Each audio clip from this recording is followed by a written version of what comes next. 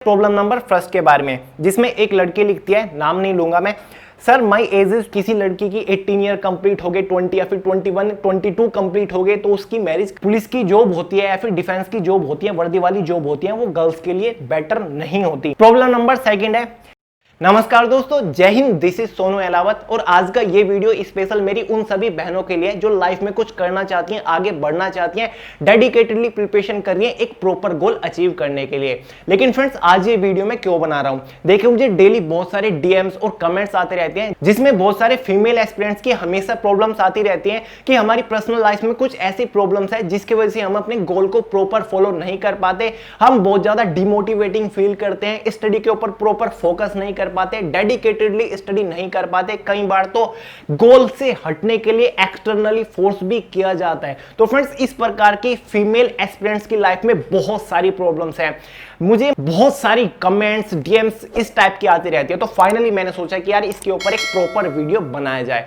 तो फ्रेंड्स, काफी सारी जो फीमेल कैंडिडेट्स की लाइफ में प्रॉब्लम्स आती हैं, ऐसी फीमेल एस्पिरेंट्स जो कि लाइफ में कुछ करना चाहती हैं, वो सभी प्रॉब्लम्स मैंने नोट डाउन किया है। प्रॉपर एक एक प्रॉब्लम उठाएंगे, उसके बारे में डिस्कस करेंगे और आपकी प्रॉब्लम का सॉल्यूशन करने की भी कोशिश करूंगा। और फ्रेंड्स, ऐसी बात नहीं, जितने भी हमारे भाई लोग हैं चैनल के ऊपर, वो भी इस वीडियो को देख सकते हैं, काफी कुछ सीखने को मिलेगा क्योंकि हम थोड़ा डिटेल से डिस्कस करने वाले हैं। तो चलिए शुरू करते हैं। देखिए दोस्तों, यार मुझे भी इतना एक्सपीरियंस नहीं है इन चीजों के ऊपर, क्योंकि ये कुछ ऐसी प्रॉब्लम्स है जिनके बारे में मैं केवल थोड़ा डिस्कस कर सकता हूं, वो मुझे एक्सपीरियंस नहीं है, वो आपके पेरेंट्स को एक्सपीरियंस है या फिर आप जिस सिचुएशन हो, मैं फीमेल कैंडिडेट को बोल रहा हूं, आप ही फील कर रहे हो, आप ही उसका बेटर सॉल्यूशन निकाल सकते हो। लेकिन मैं केवल डिस्कस कर सकता हूं इन चीजों को, क्योंकि मेरी भी एज इतनी नहीं है, अराउंड 25-26 के आसपास है, तो इतना एक्सपीरियंस नहीं है इन चीजों का। लेकिन सॉल्यूशन करने की कोशिश करूंगा जहां तक मैंने एक्सपीरियंस किया आज तक। स्टडी चैनल है, साथ ही नॉवेल्स, बुक्स मैं बहुत ज्यादा पढ़ता हूं, जो भी एक्सपीरियंस मैंने किया है, जो भी सीखा है, वो आपके साथ डिस्कस करने की कोशिश करूंगा। बात करते हैं प्रॉब्लम नंबर फर्स्ट के बारे में, जिसमें एक लड़की लिखती है, नाम नहीं लूंगा मैं, sir my age is 23, my parents forced me to get marriage but I want to study and get a reputed job, please tell me how to manage it. यानी कि इसमें एक लड़की कह रही है कि मेरी एज 23 है और जो मेरे पेरेंट्स हैं वो मुझे मैरिज के लिए फोर्स कर रहे हैं, लेकिन मैं पढ़ना चाहती हूँ, अपनी एजुकेशन को कंटिन्यू करना चाहती हूँ और एक रेप्यूटेड जॉब पर जाना चाहती हूँ। जो फ्रेंड्स, ये प्रॉब्लम है, ये किसी एक लड़के की नहीं है। मुझे बहुत सारे डीएम्स आते रहते हैं, कमेंट्स आते रहते हैं, एक महीने में लगभग 15 से 20 कमेंट्स यही रहती हैं। तो अगर आपने ये कमेंट लिखी है तो आप इस वीडियो को जरूर देखिएगा और हो सके तो इस वीडियो का ये वाला पॉइंट अपने पेरेंट्स को जरूर दिखाइएगा। अब देखिए दोस्तों, आप तो जानते होंगे ऐसे बहुत कम लोग होते हैं जो कि इतना डेडिकेटेडली होते हैं, इतना डिटर्मिनेटिंग होते हैं अपने गोल को लेकर, इतना जुनून इनके अंदर होता है कि हाँ मुझे कुछ करना है, मुझे स्टडी करना है। फ्रेंड्स, सोच के देखिए, अगर ये पॉइंट किसी भी इंसान की लाइफ में आता है कि मुझे कुछ करना है, मुझे मेहनत करनी है, पढ़ाई करनी है और मैं अपना गोल एक न एक दिन अचीव करके रहूंगा, तो डेफिनेटली एक राइट वे होता है कि उस बंदे को सपोर्ट किया जाए, फुल जितना हो सके उससे सपोर्ट किया जाए कि हाँ तू अपने गोल के लिए मेहनत कर और एक न एक दिन तू वहां तक जरूर पहुंचेगा। लेकिन यहां सिचुएशन थोड़ी उल्टी हो गई, क्योंकि बात हो रही है एक लड़की की, ठीक है, जिसकी एज है 23। सबसे पहले तो फ्रेंड्स, मेरे अकॉर्डिंग आज के टाइम में मैरिज की कोई भी मैक्सिमम एज नहीं होती। ऐसा नहीं है कि 27 मैक्सिमम एज होगी, इस टाइम तक शादी हो जानी चाहिए, फिर 30 या फिर 35 या फिर 40, जिसका मन चाहे जब भी कर सकता है। वो अपनी लाइफ में कुछ अचीव करना चाहता है तो उसके बाद कर सकता है, फुल इंडिपेंडेंसी है। अब मतलब कोई ऐसा बैरियर नहीं है आज के टाइम में मेरे अकॉर्डिंग। अगर बात करें इस प्रॉब्लम के बारे में कि मैं एक लड़की हूं, 23 मेरी एज है, लेकिन मैं पढ़ना चाहती हूं, अपनी एजुकेशन को कंटिन्यू करना चाहती हूं, लाइफ में कुछ करना चाहती हूं, लेकिन पेरेंट्स फोर्स कर रहे हैं मैरिज के लिए, तो इसे कैसे टैकल किया जाए? सबसे पहले तो देखिए फ्रेंड, जो पहले का टाइम होता था, आज से 20-25 साल पहले, उस टाइम पर पेरेंट्स की, सभी लोगों की मेंटेलिटी क्या थी? ये थी कि यार किसी लड़की की 18 ईयर कंप्लीट हो गए, 20 या फिर 21 22 कंप्लीट हो गए तो उसकी मैरिज करा देनी चाहिए, ये सही उम्र होती है। लेकिन आज के टाइम में मेरे हिसाब से ये नहीं है, और आज के टाइम में भी काफी हद तक पेरेंट्स की, मैं 100% नहीं बोल रहा हूं, काफी हद तक पेरेंट्स की मेंटेलिटी यही है कि किसी लड़के की एज 23 या फिर 24 हो गई है तो अब उसकी मैरिज करा देनी चाहिए, चाहे उसकी प्रिपरेशन चल रही है या फिर नहीं चल रही है, उससे कोई भी फर्क नहीं पड़ता। मुद्दा केवल मैरिज का है। एज 23 हो गई है तो अब शादी हो जानी चाहिए। लेकिन फ्रेंड्स, पहले जो मतलब फर्ज बनता है, ड्यूटी बनती है पेरेंट्स की, मेरे अकॉर्डिंग ये होनी चाहिए कि जिसकी मैरिज के बारे में बात हो रही है घर में, पहले उसके माइंड के बारे में सोचना चाहिए कि वो क्या सोच रही है, कि क्या वो रियली में रेडी है इस चीज के लिए, या फिर वो लाइफ में कुछ करना चाहती है, या फिर वो पढ़ना चाहती है, प्रिपरेशन करना चाहती है। ठीक है, ये पॉइंट सबसे ज्यादा इंपॉर्टेंट है। ठीक है, प्रॉब्लम यही आ रही है कि हाँ, जिसकी शादी के बारे में बात हो रही है वो तो मेहनत करना चाहती है, प्रिपरेशन करना चाहती है, अपनी स्टडी को कंटिन्यू करना चाहती है, लाइफ में कुछ बनना चाहती है, एक रेपुटेड जॉब करना चाहती है, लेकिन फिर भी पेरेंट्स फोर्स कर रहे हैं। तो इस सिचुएशन का, इस प्रॉब्लम का फाइनली सॉल्यूशन क्या है? अब हो सकता है कि यार आपके पेरेंट्स आपके लिए कुछ सही सोच रहे हो, उनके दिमाग में ये हो कि हाँ अब लाइफ सेट हो जाएगी, यानी कि सेटल होने की ये सही टाइम है, या फिर फाइनेंशियल कंडीशन आगे जाके उन्हें लग रहा हो कि आगे जाके फाइनेंशियल कंडीशन बिगड़ सकती है, तो बेहतर है इस टाइम पे मैरिज करा देनी चाहिए। तो कुछ भी हो सकता है, आपकी लाइफ है, आपको पता है बेहतर तरीके से। लेकिन बात करें कि इस सिचुएशन का, यानी कि इस प्रॉब्लम का सॉल्यूशन क्या है, इस सिचुएशन से कैसे निकला जाए जो इस प्रॉब्लम को फेस करी है। तो सॉल्यूशन नंबर फर्स्ट है, सबसे पहले तो आपको अपने पेरेंट्स को कन्विंस करने की कोशिश करनी पड़ेगी, थोड़ा समझाने की कोशिश करनी पड़ेगी एग्जांपल्स के साथ, कि फिलहाल मेरी एज 23 है और अगर आप गवर्नमेंट जॉब्स की तैयारी कर रही हैं, आपका सपना है एक रेप्यूटेड गवर्नमेंट जॉब लेने का, तो गर्ल्स की मैक्सिमम जो एज होती है 27 या फिर 30 इयर्स के आसपास होती है जनरल कैटेगरी की। तो उसके बाद आपके पास वैसे ही टाइम नहीं बचता, प्रिपरेशन करने का कोई फायदा नहीं होता, क्योंकि इस टाइम तक एज एक्सपायर हो जाती है। तो यही टाइम होता है 22, 27, 26 के बीच का, जिसमें आप मेहनत कर सकते हैं, प्रिपरेशन कर सकते हो और एक अच्छी अपॉर्चुनिटी को ग्रैब कर सकते हो। तो ये चीजें आपको समझानी पड़ेगी, कन्विंस करने की कोशिश करनी पड़ेगी। ठीक है, तो आप ऐसा कर सकते हो कि आप थोड़ा टाइम ले सकते हो। अगर पेरेंट्स कह रहे हैं, आपको वो उल्टा समझा रहे कि हाँ ये जरूरी है, ये भी तो जरूरी है, लेकिन आपको फिर थोड़ा आप टाइम ले सकते हो। अगर आप हो सके कि हाँ मुझे 2 साल और दीजिए, 2 इयर्स, और मैं कुछ ना कुछ करके दिखाऊंगी। ठीक है, तो इस प्रकार से आप कन्विंस कर सकते हो। ये मेरे अकॉर्डिंग यार सॉल्यूशन है। अब आपकी लाइफ का आपको ही पता है कि घर के अंदर क्या सिचुएशन बनी हुई है। ठीक है, ये एक सॉल्यूशन है जो कि मैंने एक्सपीरियंस भी किया है किसी की लाइफ में। तो ये एक सॉल्यूशन है कि आप कन्विंस कर सकते हो, तो करने की कोशिश करिए। प्रॉपर टाइम मांगे 1 साल 2 साल का, उसके अंदर आप जितनी मेहनत कर सको और अपनी गोल को अचीव कर सको। सॉल्यूशन नंबर सेकंड, अब अगर पेरेंट्स कह रही हैं कि हाँ ये तो जरूरी है यार, मैरिज जरूरी है, तो करिए आप प्रॉपर कोई ऐसा लड़के से तो करिए कम से कम जो कि आपकी एजुकेशन से, जिसे बिल्कुल भी कोई भी ऑब्जेक्शन ना हो, आपके एजुकेशन को बल्कि वो बढ़ावा दे, यानी कि आपको प्रिपरेशन करने के से, पढ़ाई करने से, स्टडी करने से ना रोके, आपको जॉब करने से ना रोके, उसे कोई भी ऑब्जेक्शन ना हो। कम से कम ऐसे लड़के से शादी करनी चाहिए। तो ये आपकी एक चॉइस होनी चाहिए मेरे हिसाब से, अगर आप रियली में कुछ करना चाहते हो और आप अपने सपनों को मतलब ऐसे टूटते हुए नहीं देखना चाहते हो। तो ये मेरे हिसाब से 2 सॉल्यूशन हैं, बाकी आपके अकॉर्डिंग है। तो ये प्रॉब्लम बहुत ज्यादा आ रही थी, इसलिए मैंने शेयर किया। और फ्रेंड्स, किसी ने सही कहा है, किसी ने क्या, मैंने ही कहा है, education is the key of better future, यानी कि अगर आपको बेटर फ्यूचर चाहिए तो education is most important. Problem number second है, भैया गर्ल्स के लिए कोई बेस्ट क्लर्क जॉब बताइए जिसके लिए हम तैयारी कर सके। फ्रेंड्स, इस टाइप की कमेंट्स मुझे डेली आती हैं और बहुत सारी फीमेल कैंडिडेट्स के थ्रू आती हैं, जिसमें फीमेल कैंडिडेट्स खुद अपना कॉन्फिडेंस गिरा रही हैं, मुझे पता नहीं क्यों। एक और डिस्कस करता हूं। सर, मेरे पेरेंट्स दिल्ली पुलिस का फॉर्म भरने से मना कर रहे हैं, उनका कहना है कि पुलिस की नौकरी लड़कियों के लिए नहीं होती, अब मैं क्या करूं? ये भी काफी सारी कमेंट्स आई इस प्रकार की। जब दिल्ली पुलिस की वैकेंसी आई हुई थी उस टाइम पे ये कुछ कमेंट्स आई थी। वैसे जब भी डिफेंस की वैकेंसी आती है इस टाइप की काफी कमेंट्स मेरे पास आती है, जिसमें एक लड़की बोल रही है कि मैं वर्दी पहनना चाहती हूँ, डिफेंस की जॉब करना चाहता हूँ, लेकिन मेरे पेरेंट्स बोल रहे हैं कि जो पुलिस की जॉब होती है या फिर डिफेंस की जॉब होती है, वर्दी वाली जॉब होती है, वो गर्ल्स के लिए बेटर नहीं होती।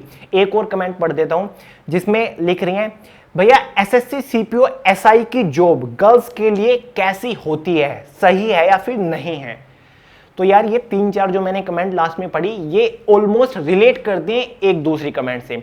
सबसे पहले बात करते हैं फर्स्ट वाली कमेंट के बारे में, जिसमें कुछ फीमेल एस्पिरेंट्स बोल रहे हैं कि बेस्ट क्लर्क की जॉब बताइए। अब मैं आपसे पूछता हूं कि ये कहां पर लिखा हुआ है जो क्लर्क की जॉब होती है वो गर्ल्स के लिए बेस्ट होती है, या फिर क्लर्क की जॉब गर्ल्स कैंडिडेट के लिए कंफर्टेबल होती है? हाँ, आपको सुनने में बड़ा अच्छा लग रहा हो कि यार अगर जॉब लग गई किसी भी क्लरिकल ऑफिस में तो हमेशा ऑफिस के अंदर रहकर काम करना है, लाइफ एकदम सेट हो जाएगी, ऐसा बिल्कुल भी नहीं है।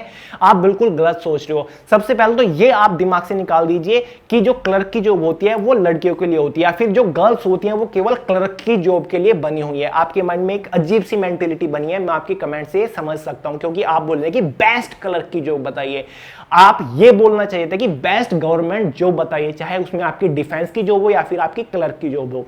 तो ये मेंटली निकाल दीजिए कि गर्ल्स केवल क्लर्क की जॉब कर सकते हैं, गर्ल्स कुछ भी कर सकती हैं, आप डिफेंस की जॉब आपके लिए बेस्ट है। ये कहकर आप इस टाइप के कमेंट करके, इस टाइप की मेंटलिटी बना के आप अपने लिए अपॉर्चुनिटी को छोड़ रही हैं, ठीक है, आप दूर भाग रही हैं, ठीक है। तो आपको ऐसा बिल्कुल नहीं सोचना चाहिए। ये किसने कहा कि जो डिफेंस की जॉब है वो गर्ल्स के लिए बेस्ट नहीं होती? दूसरी कमेंट इससे से रिलेटेड है, जिसमें एक लड़की बोल रही है कि पेरेंट्स दिल्ली पुलिस कांस्टेबल का फॉर्म अप्लाई करने नहीं दे रहे हैं, बोल रहे हैं कि दिल्ली पुलिस की नौकरी गर्ल्स के लिए नहीं होती। यार किसने कह दिया? किरण बेदी का आपने नाम डेफिनेटली सुना होगा, वो भी आईपीएस थी। तो यार मतलब अजीब सी मेंटेलिटी है कि पुलिस की जॉब, डिफेंस की जॉब लड़कियों के लिए नहीं होती। क्यों नहीं होती, मैं पूछना चाहता हूं। पता नहीं क्यों सब मतलब ऐसी मेंटेलिटी बना के रखे हैं। तो ऐसा करने से मतलब आप अपने लिए अपॉर्चुनिटी छोड़ रहे हो कि डिफेंस की जॉब नहीं होती। क्लर्क की जॉब छोड़िए, डिफेंस में देखिए कितनी अच्छी अच्छी अपॉर्चुनिटी है। एसएससी सीपीओ जो सब इंस्पेक्टर की वैकेंसी आती हैं आपकी सीआईएसएफ बीएसएफ दिल्ली पुलिस के अंदर, वो अपॉर्चुनिटी आपके लिए है। एसएससी सीजीएल की वैकेंसी आने वाली है, वो अपॉर्चुनिटी आपके लिए, उसके लिए फॉर्म अप्लाई करिए। दिल्ली पुलिस कांस्टेबल की वैकेंसी गई थी, उसके लिए आपने फॉर्म अप्लाई किया हो। अगर किसी भी फीमेल एस्पिरेंट का दिल्ली पुलिस कांस्टेबल का भी एग्जाम आ रहा है नवंबर में, और एनटीपीसी का, रेलवे एनटीपीसी का दिसंबर में एग्जाम आ रहे हैं, अगर कोई ऐसी लड़की है जिनके दोनों एग्जाम है, तो मैं उनसे कहूंगा कि आपकी फर्स्ट प्रायोरिटी, आपकी जबरदस्त तैयारी दिल्ली पुलिस कांस्टेबल की होनी चाहिए कि मुझे ये एग्जाम क्रैक करना है। क्लर्क का बाद में, क्लर्क आपको सोच के लग रहा है कि हमेशा ऑफिस के अंदर बैठना है, कुछ नहीं करना है, लेकिन वो भी कुछ दिन के बाद आप बोर होने लग जाओगे, ठीक है। जितना ज्यादा एक्साइटमेंट डिफेंस में है, वर्दी में है, मैं नहीं मानता उतना ज्यादा किसी चीज में होगा। आप एक बार सोच के देखिए, मान लीजिए कि आप अपनी 9 to 5 की जॉब खत्म करके घर पे जा रहे हो, आप एक क्लर्क हो, ठीक है, आप फॉर्मल ड्रेसेस में निकल के जा रहे हो ऑफिस से। वहीं एक पुलिस का कांस्टेबल ही मान लीजिए, ठीक है, इंस्पेक्टर सब इंस्पेक्टर की बात नहीं कर रहा हूं, पुलिस का कांस्टेबल ही मान लीजिए, उसी भीड़ से कांस्टेबल भी अपनी ड्यूटी खत्म करके जा रहा है, दोनों जा रहे हैं, लेकिन उस भीड़ में जो अट्रैक्शन है, ठीक है, सेंटर ऑफ अट्रैक्शन है, जो कि मतलब अट्रैक्शन ग्रैब कर रहा है, वो पुलिस कांस्टेबल डेफिनेटली रहेगा, क्योंकि उसके शरीर पे वर्दी है, ठीक है। आप फॉर्मल ड्रेसेस में केवल एक कॉमन मैन लग रहे हो, और जो पुलिस ऑफिसर है, चाहे वो कांस्टेबल ही क्यों ना हो, लेकिन वो पुलिस ऑफिसर है, वो अपने लिए काम नहीं कर रहा है, वो केवल सैलरी के लिए काम नहीं कर रहा है। क्लरिकल जो एक जॉब होगी वो सैलरी के लिए काम करता है, बस देखता रहता है कि 9 to 5 की जॉब है, किसी तरीके से निकलूं और मंथली मेरी सैलरी आ जाए। लेकिन जो एक पुलिस ऑफिसर है या फिर कांस्टेबल है, वो देश के लिए काम कर रहा है, खुद के लिए नहीं, दूसरों के लिए काम कर रहा है। सैलरी उसे मिल रही है, लेकिन वो काम औरों के लिए कर रहा है, ठीक है। तो ये फर्क होता है, आपको पता होना चाहिए। तो अपने लिए अपॉर्चुनिटी मत गवाइए, डिफेंस में ट्राई करिए। अब तो इंडियन आर्मी, इंडियन एयरफोर्स, कल ही मैंने आपको करंट अफेयर दिया, इंडियन एयरफोर्स में पहली जो हमारा राफेल फाइटर प्लेन है उसको उड़ाने वाली पहली महिला शिवांगी सिंह बनने वाली है। साथ ही इंडियन नेवी में भी हेलीकॉप्टर में भी 2 फीमेल को अपॉइंट किया गया है। तो अब तो यार वो टाइम चला गया है कि फीमेल क्लर्क के लिए नहीं, अब हर जगह है। तो मैं आपको यही कहना चाहता हूं कि आप ऐसी मेंटलिटी के थ्रू आप अपने लिए अपॉर्चुनिटी को गंवा रही हैं। जो आपका गवर्नमेंट जॉब लेने का सपना है, आप उसको दूर कर रहे हो। ऐसे ही एक दिन तैयारी करते करते आपकी एज निकल जाएगी, फिर सोचेगी कि यार मैं किस ट्रैक पर थी।